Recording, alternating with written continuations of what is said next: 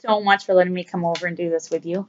When we talked at the end of the year, um, you had done such a great job. I mean, our focus was guided reading, and it was awesome that you took all of the PD and really put it into practice. I just saw you grow so much this year with your guided reading lessons. You know, they were very intentional. The planning was great. You picked really great titles that were high interest for your kids. I think that was huge. Your kids love to do your guided reading work because you make it so fun, and I think that's awesome. But what we talked about last week was that you needed help with primarily what? The management piece. The management piece. And I think, you know, going up higher, you gave them probably some freedom. You thought they were bigger, they were able to do it.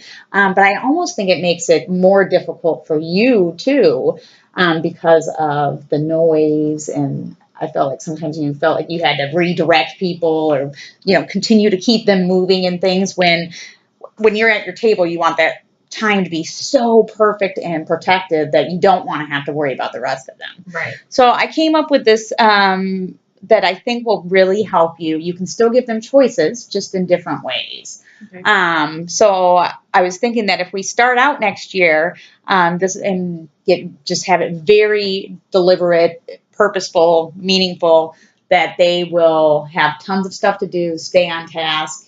It'll still be fun, and you won't spend so much time looking around, wondering what they're doing. And I really think we should do folders too. That's a good way to also keep track of all these things. So real quick, so you're going to do your bell ringer, of course, your breakfast, and then your morning meeting, which I think will be a perfect transition into this. So immediately kids will know where to start. So we basically will have 4 pieces of still. You as the guided reading table. And then we want to keep them moving up and down, and so they stay busy. We don't want them sitting, of course, for the entire time, because then they are going to talk, and then they are going to get off task, and then it's going to be a problem.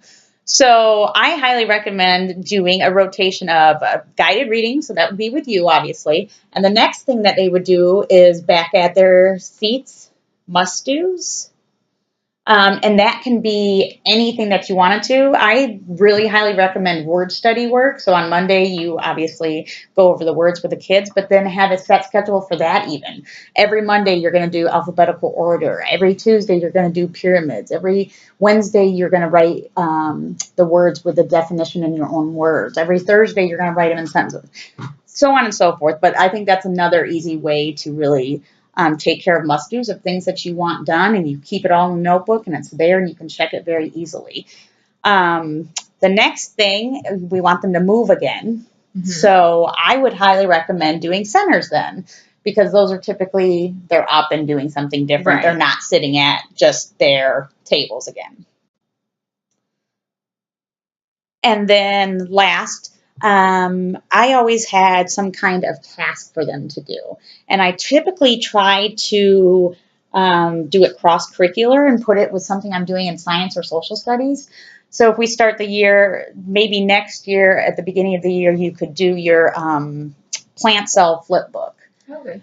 So they would work on this each day during tasks. So Monday they would do the first page, second page, third page, fourth page, fifth page. So there's always, it's a continual thing that they will do every week. Right. So it has to be something that will take the entire week for them to do. And then you don't have to keep creating new stuff either, which is nice. Yeah. So then obviously this is just going to rotate. This would be must do. This would be centers. And this would be tasks. So then each group is never sitting the entire time, or, you know, they're up and down each time.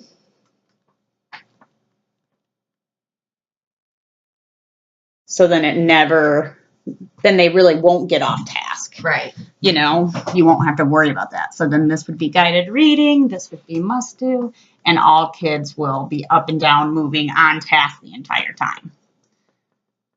It'll help cut down on the noise level. Exactly. Exactly. So I know before you let them do centers and groups and let them choose more things, and we can talk about that, but I have, because they're big and they're loud and they're noisy, I really prefer them to be one at a center. Right. And in order to do that, so this centerpiece will then moves over to here. So I have this group. These are the Thundermans. You can let the groups decide after you test them. And they can come up with, these are the Cavaliers. They wanted to be the Cleveland Cavaliers. This team wanted to be UT. This team wanted to be Vandy. So then I let the kids decorate their own names on each one of them. And the key to this is you have to have as many centers as you do children in a group. So if you have 6 kids in a group, you have to have 6 centers.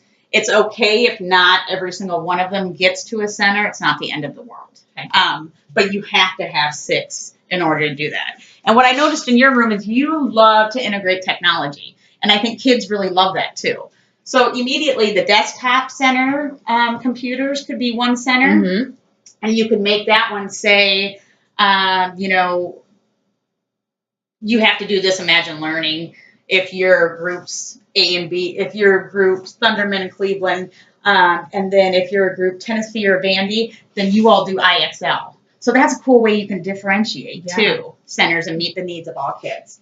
The laptops could be, a project or something that you're working on, anything that you want to have them. Maybe it's a specific site that they have to go to and do questions. The Smartboard activities that you do are so cool. And this way, all the kids are separated.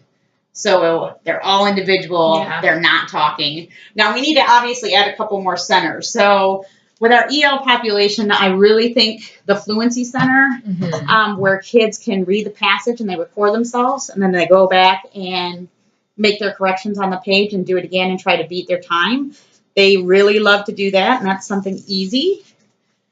And something that our EL kids need. Right.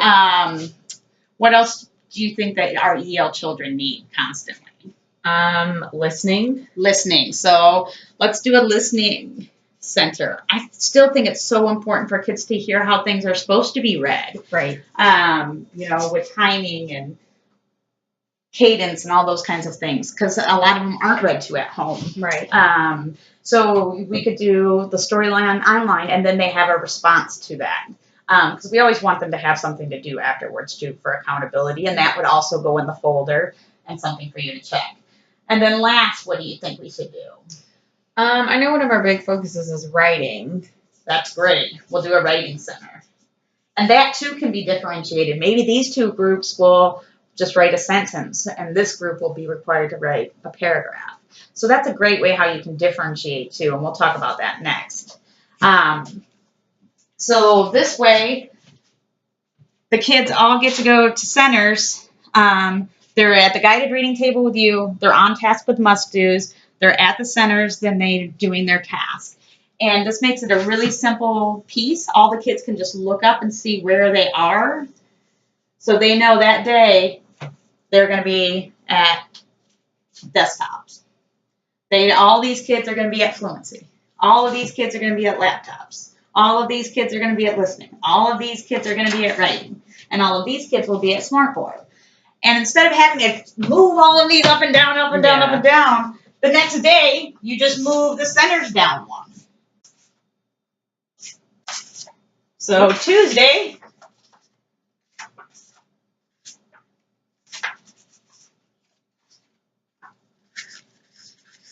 all of these kids will get to do Smartboards. All of these kids will do desktops. All of these kids will do Fluency. All of these kids will do laptops. All of these kids will do listening. And all these kids will do writing. It'll keep them on task and keep you from having to stop them from talking or always having to redirect them. And it's all laid out. And if you do it immediately, I think your kids will really be successful at it. Yeah, this will be awesome. So once we can get back into the building, let's go set up your room and label all the stations. So the same thing.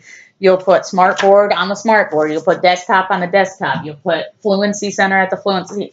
So we'll have them all marked off in your room. Awesome. The next piece that we will need to do is the activities. So when we meet next time, let's think about, okay, here are 2 different levels of fluencies. Here's 2 different levels of laptops. Here's 2 different levels of listening. So let's try to bring that to the table so we can differentiate for each group. Fantastic. Thank you so much. You're welcome. Thank you.